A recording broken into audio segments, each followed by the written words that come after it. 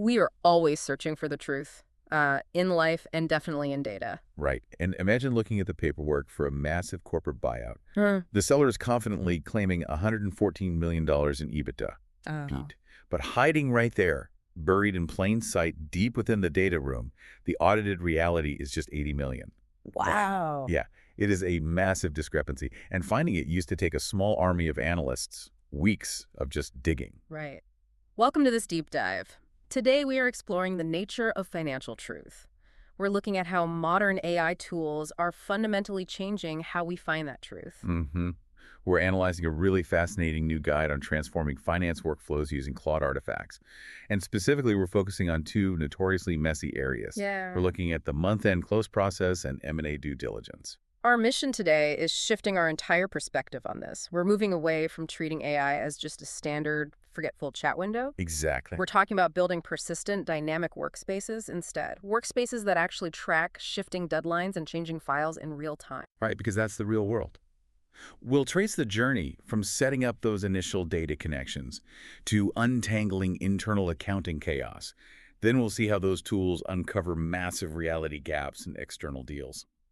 And finally, we will return to the absolute necessity of human judgment. We are searching for the truth hidden inside the data.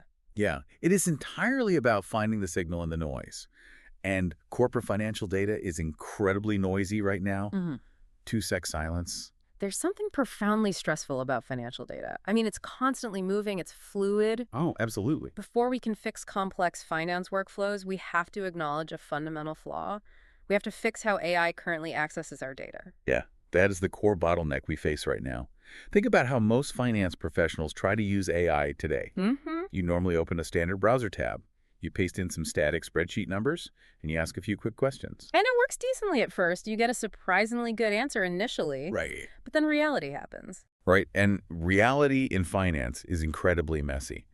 Files change constantly across a dozen different company folders. Yeah. A new email arrives from a vendor with completely updated numbers. And suddenly yesterday's AI output is completely outdated. Exactly. You're forced to start completely over from scratch.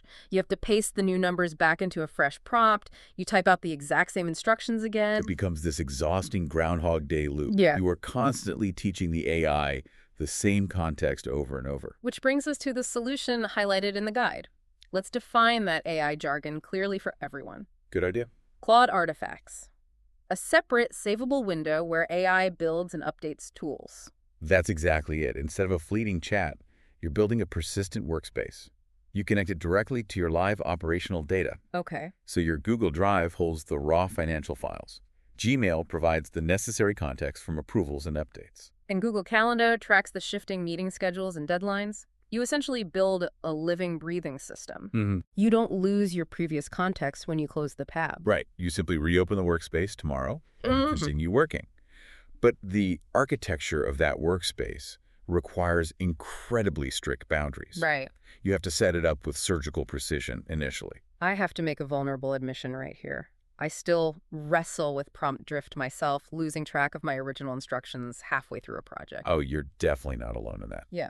That drift is exactly why the initial setup constraints are so critical. Yeah. You have to explicitly limit the AI's access to relevant folders only. You cannot just give it read access to your entire company drive. No, absolutely not. Unrelated context will completely pollute the workspace. You have to tell the AI exactly what to read. But more importantly, you have to tell it what to do when sources disagree. Ah. That is the real magic here. Say an outdated project tracker says a vendor payment is pending, Okay. but a newer email thread confirms the payment was actually processed. You have to instruct the AI in advance to trust the newer email. Right. It confirms completion over the static tracker entry. The AI updates the verified status automatically based on that rule. Exactly. It flags the tracker as outdated information. You can clearly see exactly why it made that call. Yeah, it creates a transparent trail. Wait, I see a major risk here.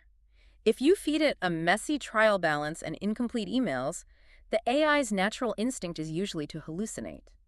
How do we stop it from making up numbers? Right, by hard-coding the boundary conditions tightly, you explicitly prevent that behavior in the system prompt. Okay.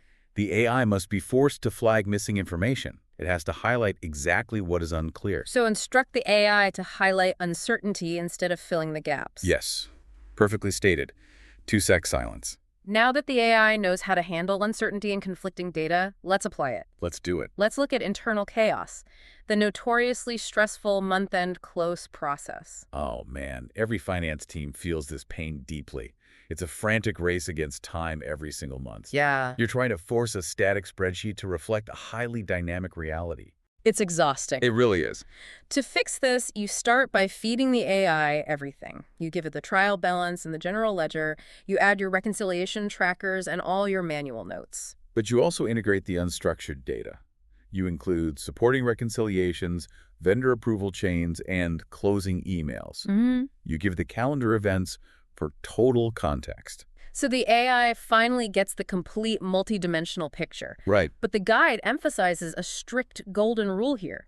Do not build the visual dashboard first. Yeah, that sequence is absolutely critical.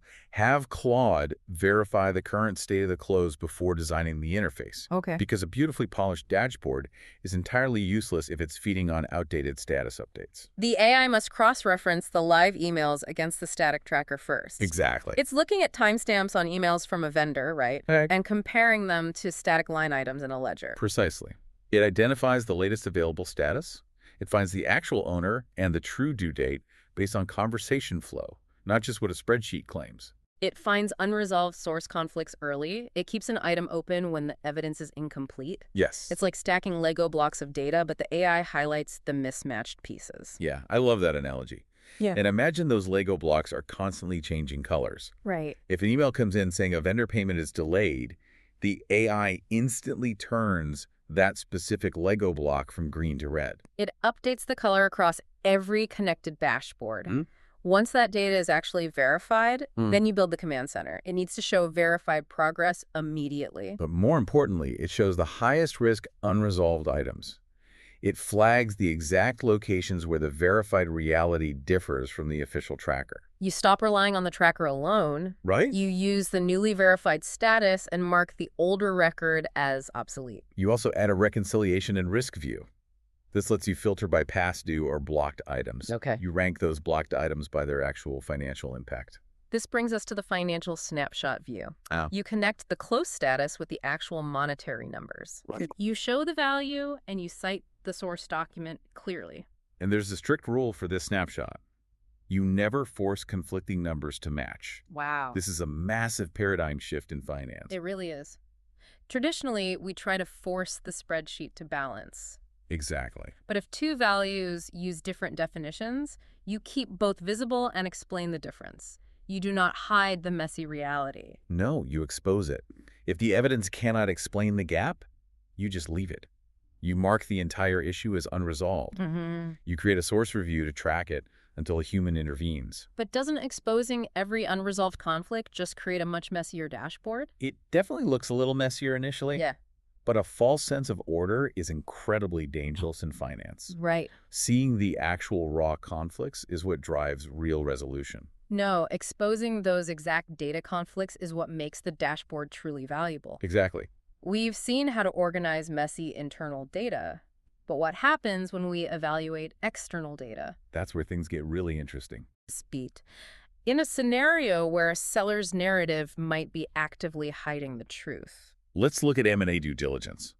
In mergers and acquisitions, the problem isn't the lack of information. Right, there's too much. You usually have massive data rooms overflowing with documents. You have audited statements, confidential information memorandums, and endless email chains. Yeah. You have complex customer revenue analysis files. The real problem is separating their marketing spin from verified facts.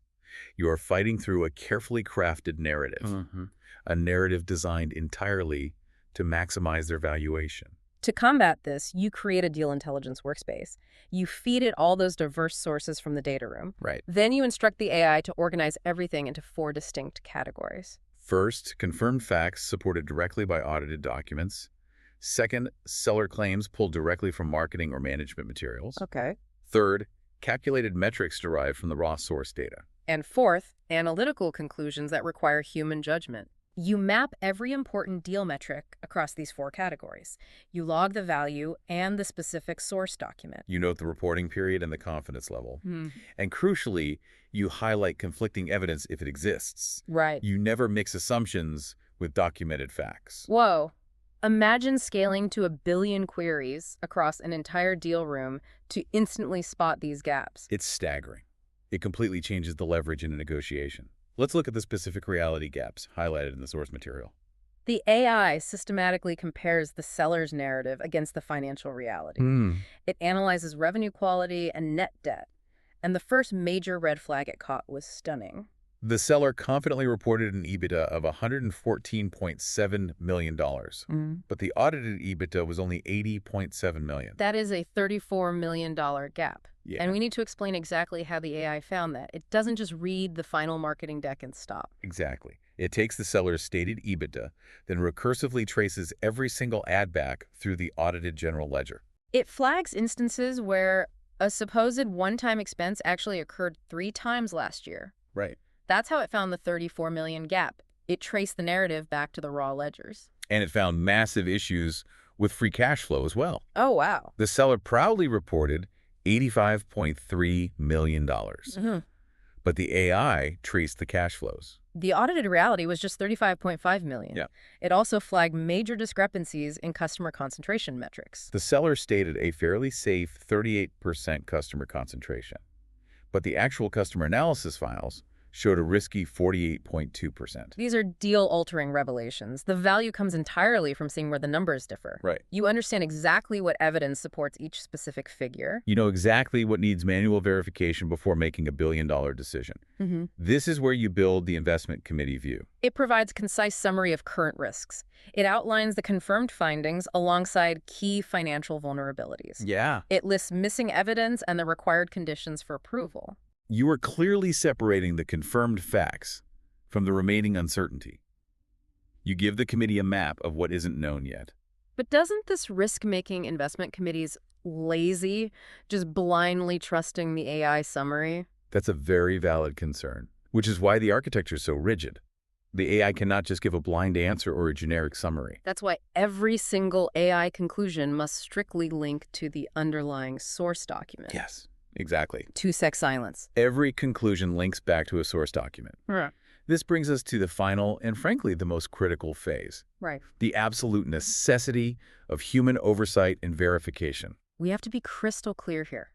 Claude Artifacts is a decision support workspace. It is absolutely not a final decision maker. Its job is to organize evidence and find the hidden conflicts. Yes. It builds a clearer, more honest view of the deal. But a human being must review those source conflicts. You have to go back to the original evidence. You have to understand why the difference exists in the first place. You use the evidence register for this exact purpose. You trace the AI's findings back to specific reporting periods. You evaluate the stated confidence levels very closely. Right. You must verify the material differences manually. Think about that $34 million EBITDA gap we just discussed. Yeah. A human expert must still verify the calculation methods used by the seller. You have to check the strategic assumptions behind those numbers. Exactly. The AI flags the gap, but you verify the intent behind it before making any investment choices. You also have to check the judgment-based conclusions. You review the areas where Claude made an assessment based on the available evidence. Right, and this is where human intuition truly shines. Yeah. The machine highlights the anomaly for you at lightning speed, but you apply your years of industry expertise to investigate it. You figure out what evidence is still mysteriously missing from the data room. You do all of this before giving any final deal approval. You're using the AI to organize the chaos, not to think for you. Exactly. You still review the original sources yourself. You make the final strategic decision based on verified facts. Does this level of automation mean the end of the traditional financial analyst? Not quite. It shifts their role from gathering data to making complex judgment calls. They become true strategic advisors instead of data miners. Beat. We will pause here for a brief moment. Sponsor. Let's synthesize the core philosophy we've explored today. Oh, good. The era of treating AI as a static, forgetful chat window is completely over. We are turning tedious finance workflows into persistent, reusable workspaces. Workspaces connected directly to live, Breathing data, Mm-hmm. we keep the context, the evidence, and the decisions fully integrated. You can reopen the exact same workspace tomorrow. You can add new emails and files effortlessly. Yeah. The system tracks the shifting reality without forcing you to rebuild the entire analysis. We can finally stop wasting thousands of hours searching through disorganized folders for updates. Instead, we elevate human work. We focus our energy strictly on resolving conflicts and making high-level judgment calls. 2-sec silence. I want to leave you with a lingering, somewhat provocative thought.